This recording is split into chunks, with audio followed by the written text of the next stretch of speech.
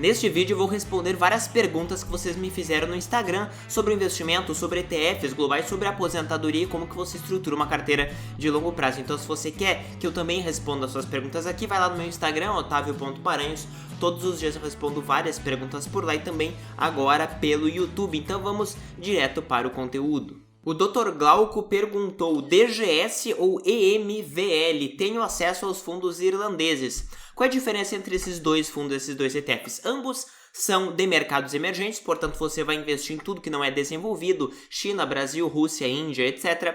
A diferença é que o DGS, primeiro, ele foca em small caps, segundo, ele tem vários filtros de qualidade, na realidade ele usa somente empresas que dão lucro, certo? Também usa filtros de ROI, que é a rentabilidade sobre o patrimônio líquido, e também ele usa filtros até de momentum, ou seja, empresas que estão em uma tendência de alta. Mas o grande filtro dele, na realidade, é quando ele dá peso pelos dividendos totais. Como assim, Otávio? Se uma empresa paga tantos dólares a mais do que a outra, a empresa terá um peso proporcionalmente maior.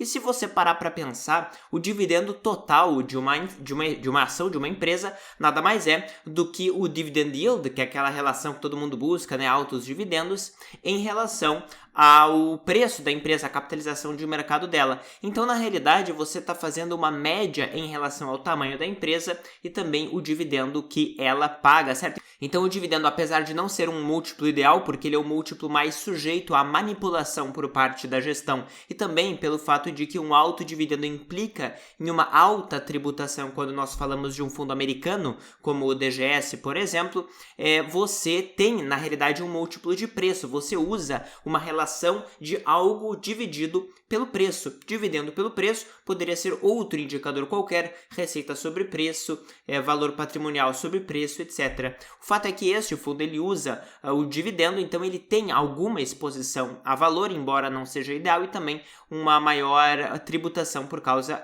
desse tipo de seleção, tá? Mas, na realidade, sendo um fundo de small caps e, portanto, de valor, ele tende sim a performar acima da média no longo prazo, com maior risco de maneira geral. Cabe salientar que este fundo ele é muito parecido com a média das empresas que os brasileiros gostam de encontrar. Empresas small caps, descontadas, baratas, que pagam dividendos com bons filtros de qualidade, certo?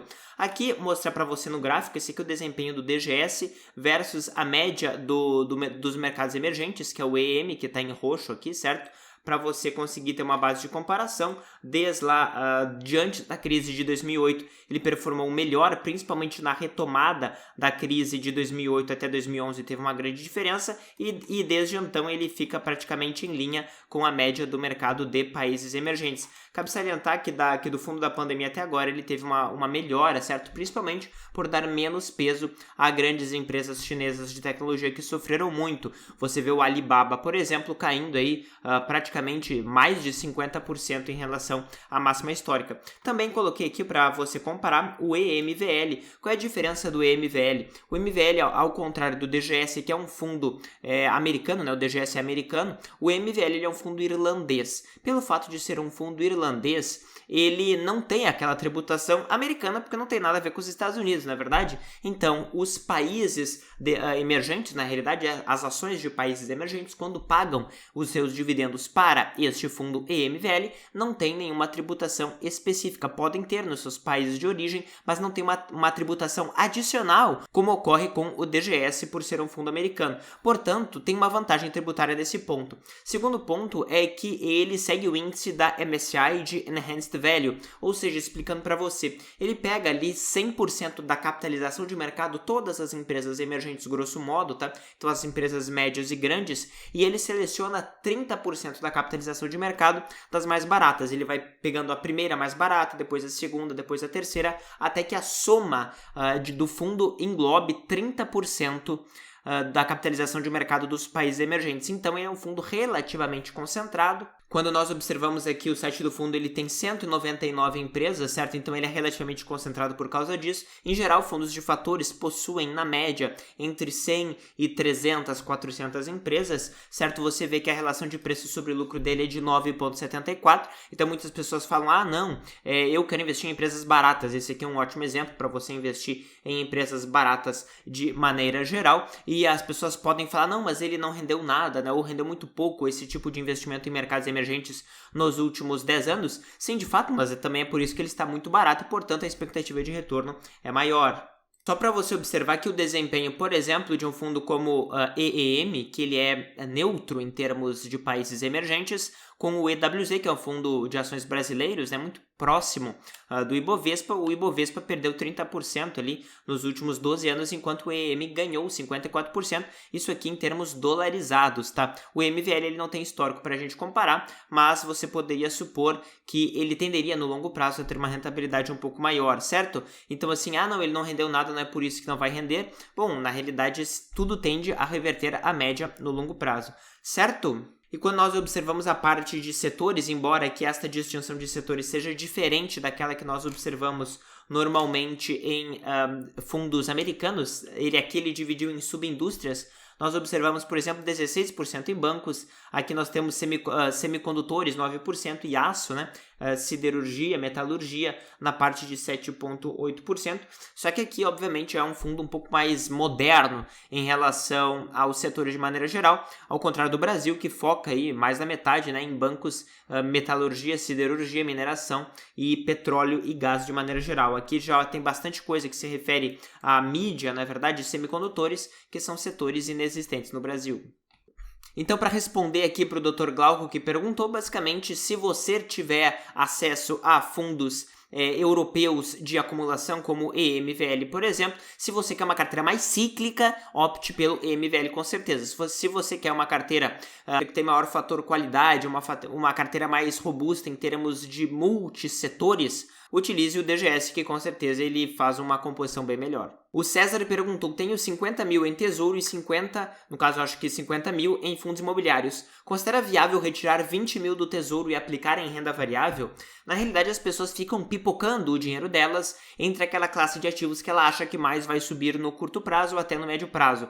Você saberia a resposta dessa questão, César, se você determinar quando que você vai querer gastar esse dinheiro. É uma diferença muito grande que você tem entre deixar o dinheiro no tesouro, porque é um investimento que é bem mais seguro, eu estou supondo aqui que é tesouro Selic, tá? É muito mais seguro, não tem volatilidade, do que você comparar com um investimento em ações, em renda variável de maneira geral. Primeiro porque investimento em ações eu recomendo que você invista acima de 10 anos na média, tá? Então assim, se você tem objetivo acima de 10 anos, invista em ações, ponto. Se você tem um objetivo abaixo de 10 anos, considere a renda fixa, principalmente tesouro, que é mais seguro. Tesouro Selic, que ele tem basicamente, né, ele é indexado a Selic, portanto ele não tem volatilidade na prática. Isso daí seria para gastos de 2 anos no máximo, certo?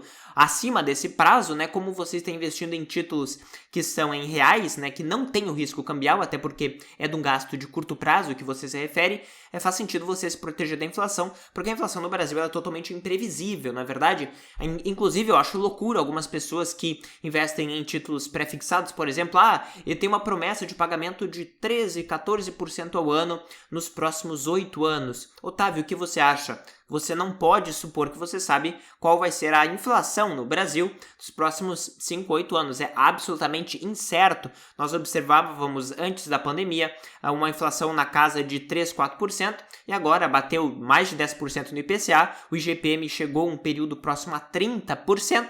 Então, assim, o seu patrimônio pode ser totalmente corroído se você fizer uma aposta errada em títulos pré-fixados. Então, basicamente fazendo um resumo, você sabe qual é a alocação que você tem que ter, se é renda variável ou se é renda fixa, no caso o tesouro, se você definir o seu prazo de resgate. Eu não sei, é para aposentadoria. Então tudo bem, você sabe que é para aposentadoria, você sabe mais ou menos o prazo para resgate, certo? Então esta é a recomendação que eu tenho, defina o seu objetivo e posteriormente você vai saber qual é a sua alocação ideal. E os fundos imobiliários, né, que você mencionou que tinha, eles ficam no meio termo. Eles possuem mais risco, eles têm um prêmio de risco em relação aos os títulos públicos de maneira geral, inclusive hoje, historicamente, né, os fundos imobiliários estão com um prêmio maior do que normalmente eles tinham no passado, mas ainda assim abaixo de ações no geral. Então, realmente, eles são um meio de campo, que seria aquele valor que você dedicaria a gastar de maneira geral entre 5 e 10 anos. Isso também pode ser utilizado, né? Pode ser utilizado crédito privado, então pode ser fundo imobiliário de papel, mas também outros fundos que existem de crédito privado de maneira geral. Certo, César? O Doug Z. Freitas perguntou: investir tudo de uma vez ou fazer preço médio? Historicamente, já houveram vários estudos que já analisaram essa questão, fizeram várias simulações e considerando que o mercado tende para cima, você tende aproximadamente 70% das vezes ganhar mais dinheiro se você investir tudo imediatamente. Dinheiro parado é dinheiro que está perdendo o custo de oportunidade do mercado, que tende sempre a subir de maneira geral. Então a recomendação é: você tem 70% de chance de ganhar mais se você investir tudo agora. Portanto, não tenha reserva de oportunidade. Não faz sentido algum, certo? Principalmente se você entende a concorrência que é o mercado e que cada investidor, cada gestor, cada casa de análise busca a todo momento qualquer oportunidade de ganhar um centavo.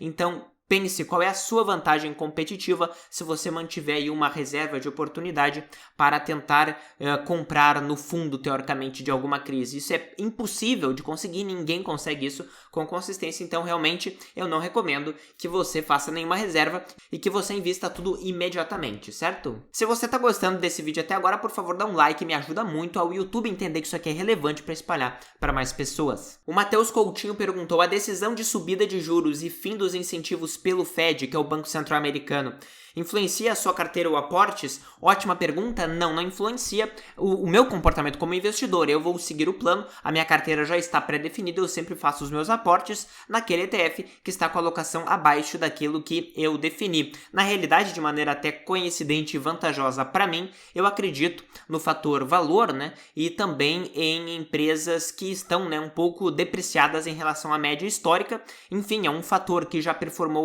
muito bem, principalmente no passado, né, acima de 10 anos, e este tipo de empresas do fator valor, empresas que não possuem uma expectativa de crescimento tão grande e que em geral estão depreciadas por algum motivo, eles possuem mais ativos físicos que tendem a se beneficiar em uma situação de aumento de juros, aumento de inflação, como nós estamos vendo. Também são empresas que têm a sua geração de caixa em um momento mais presente, ou seja, já têm ativos que estão gerando caixa, não são aquelas empresas promessa, né? Aquele tipo de empresa que só tem um fluxo de caixa no futuro muito distante e que, portanto, com o aumento da taxa de juros atual, poderão, né, praticamente por um meio de alavanca, ter o seu valor atual da sua empresa muito depreciado, porque o fluxo de caixa ele está tão no futuro que quando ele é trazido ao valor presente por uma taxa maior, por uma taxa que embute o custo de oportunidade, que embute basicamente o risco e também o potencial de crescimento, estes fluxos futuros trazidos ao valor presente, eles são mais depreciados porque a taxa é maior. Então, eu já tendo uma carteira do fator valor, a tendência é que ela performe melhor em situações assim. O Rodrigo perguntou, insistindo, WRLD11, que é um fundo brasileiro que vai no exterior e investe no fundo VT, que é um fundo global de ações que dá pesos por tamanho, investe em 9.300 empresas. Tem que complementar com mais Europa, ou seja, sobrepor, adicionar novamente ações europeias, ou já tem um bom peso? Quando nós observamos, né, o fundo VT, a gente observa no site dele qual é a exposição à Europa, tá lá que a Europa tem 16,3% do fundo. Na realidade, para responder essa questão, você tem que entender qual é a relação de ciclos que tem entre as grandes geografias, e basicamente isso você observa em uma questão cambial, tá? Aqui nessa imagem você observa duas relações de câmbio em relação ao dólar. Primeiro é a relação do real, que é a linha azul, certo? E a segunda é o euro em relação ao dólar, tá? Então, grosso modo, você observa que em alguns momentos o dólar se enfraquece, em outros momentos o dólar se fortalece. O dólar enfraqueceu ali perto da crise de 2008 até 2010, 2012. Você observa que o real teve uma forte valorização frente ao dólar. O dólar se desvalorizou praticamente 44% frente ao real no período. Frente ao euro, você observa que o euro é uma moeda que tem uma paridade muito mais próxima com o dólar. Portanto, sim, o euro também ganhou força frente ao dólar, né? Mas não foi na mesma magnitude, tá? Você observa ali, por exemplo, o euro se fortaleceu fortaleceu no pico ali em 2008 em 18% frente ao dólar, tá? Quando nós pegamos o período posterior, ali a partir de 2014 e 2015 ocorreu o contrário, portanto, tanto o real como o euro eles se enfraqueceram frente ao dólar, tá? Então, logicamente, o real é uma moeda muito mais volátil, o real se desvalorizou muito mais, né? Desde lá de 2004, tendo uma desvalorização na casa de 89% frente ao dólar. E o euro não aconteceu a mesma coisa, ele teve uma desvalorização na média aí na casa de 15 e 20%, mas também na mesma tendência. Então, para responder para você, faz sentido você ter uma carteira que, de maneira geral, ela tem uma divisão relativamente igualitária entre as forças das moedas de maneira geral e, portanto, das geografias, tá? Então, sim, faz sentido você ter Europa, mas eu não vejo como faria muito mais sentido você adicionar além aí desses 16, 20% em Europa, porque normalmente eu já recomendo que a pessoa invista ali na casa de pelo menos 20% em países emergentes como o próprio Brasil, você observa. Então, por quê? Porque na média você terá, grosso modo, 50% em Estados Unidos e 50% em outras moedas, portanto fazendo bem uma paridade ali de forças cambiais. Quando é que o dólar se fortalece e quando é que ele se enfraquece, né? O dólar ele se fortalece, grosso modo, quando o mundo tem menor crescimento, tem mais receio de crises, portanto o capital global vai para onde é mais seguro, que é os Estados Unidos. E, em contraponto, em períodos de maior expansão, maior crescimento, como ocorreu ali no período dos anos 2008, 2010, em que houve um boom de commodities. O que isso significa? Maior crescimento global, o dinheiro vai para onde está o crescimento, o dinheiro vai para países emergentes de maneira geral. Quando o dinheiro vai para esses países, as moedas desses países se fortalecem. Então é um ciclo entre a moeda mais forte, que é o dólar, e as moedas mais fracas, que são de países emergentes. O euro, ele se encontra num meio de campo, certo? Porque a própria Europa, né, metade dela é desenvolvida e metade dela está no limiar ali do subdesenvolvimento. A própria Rússia faz parte da Europa e a Rússia tem um PIB per capita muito próximo do Brasil de maneira geral, uma desigualdade muito grande, então são países muito próximos do Brasil. Até próprios outros países, até muitas vezes, são menos desenvolvidos do que o Brasil, a Albânia, Bielorrússia, etc., em inúmeros pontos. Então, o euro, na realidade, ele fica no meio de campo. Então, grosso modo, no meu ponto de vista, você deveria ter metade em dólar, metade em outras moedas, principalmente em mercados emergentes, até para reduzir o seu risco cambial. O Renzo perguntou, começando agora no mundo dos ETFs, por onde começar? Eu tenho a melhor explicação para você, eu fiz um aulão gratuito, já está disponível, basta você clicar no link na descrição deste vídeo, um aulão de 30 minutos em que eu explico toda a base, todos os fundamentos que você precisa para, além de entender tudo que eu falo por aqui, tudo que eu falo no Instagram, você já começar a dar o seu primeiro passo aí nesses investimentos passivos e você nunca mais se preocupar com casa de análise, não precisar dar dinheiro para mais ninguém, certo? É algo realmente prático para você já começar a investir hoje. O Felipe perguntou o que define o preço de um ETF, o mercado ou o preço das ações que compõem o fundo? Ótima pergunta, Felipe. Basicamente essa resposta decorre do funcionamento de um ETF. Um ETF é um fundo que tem as suas cotas que variam diariamente a quantidade de cotas. Portanto, a quantidade de cotas se alinha sempre com a demanda e com a oferta e, portanto, o valor patrimonial da cota é sempre o preço de mercado, de maneira geral, porque atuam sobre o mercado aqueles participantes autorizados, aqueles formadores de mercado. O que são isso? São bancos contratados para ficar oferecendo ofertas de compra e ofertas de venda para que justamente o preço sempre fique em linha com o valor patrimonial daquele fundo. Se houver maior demanda, mais gente querendo entrar, o participante autorizado, o banco vai fazer ofertas de venda para que essas pessoas possam entrar no fundo e assim ele vai captar dinheiro, passar para o fundo e o fundo aumenta de tamanho e o contrário acontece quando pessoas querem sair mais do fundo, certo? Isso é o contrário, né? É uma situação oposta do que acontece em fundos que têm cotas fixas, como por exemplo os fundos imobiliários brasileiros, né? Existem também nos Estados Unidos fundos que eles chamam de closed-end funds, que são fundos que têm cotas fixas. Portanto, é possível haver um ágio ou um deságio, né? Que você paga 1,1 vezes o valor patrimonial, 1,2 vezes o valor patrimonial, ou deságio, você paga 0,9 vezes o valor patrimonial, porque a quantidade de cotas é fixa e, portanto, a oferta e a demanda dos investidores é que vão determinar o preço daquela cota, independente do valor patrimonial, certo? Então, ETFs são muito mais seguros, inclusive por isso. Quando você compra um ETF, você tem uma segurança muito maior de que você está, de fato, pagando exatamente exatamente o valor do patrimônio que está naquele fundo. Então, se eu compro $100 lá de um ETF que investe em ações americanas, eu sei que eu tenho $100 equivalentes em, de fato, ações americanas e eu não estou pagando a mais nem a menos por isso, certo? Então, esse é o conteúdo que eu gostaria de passar para você. Se fez sentido, compartilhe aqui esse vídeo, manda o link no grupo da família, no grupo do colega de trabalho lá, para todo mundo começar a investir imediatamente, certo? Principalmente quando a gente considera que agora esse ano vai ter eleições e a coisa vai ficar complicada aqui no Brasil. Dê um like, por favor, nesse vídeo para o YouTube espalhar para muito mais pessoas. Se inscreva no canal e ative as notificações para você não perder nada que eu coloco aqui. Valeu!